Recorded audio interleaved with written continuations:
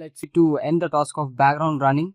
So go to task manager and click epic game and Fortnite end the task. Once completed, come back, and step 2, you need to open the epic game launcher, verifying the Fortnite folders. So and go to library and scroll down. You can see the three dot icon. Click the three dot icon and click manage option and verify file is type. You need to click verify and wait for a couple of seconds to verifying the entire Fortnite folders. It verifying entire. Once complete, after again you need to close it and again you need to right click and go to properties. Here go to compatibility and check the run as program as administrator should be in enable mode. Apply and click OK. Once complete, after you need to go to open file location and click epic games. Go to Fortnite game, binary, win64, scroll down and you have see the Fortnite setup is start.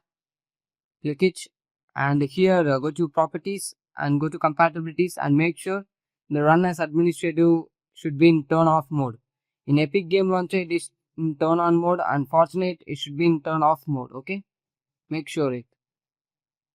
This is important settings and go to running and text local app data. Write the local app data and click OK.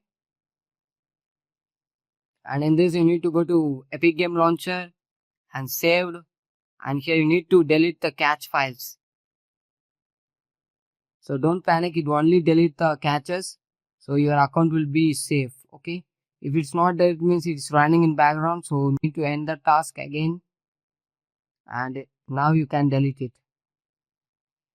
So it's only cache file, so don't panic, it will not delete your account or files and folder.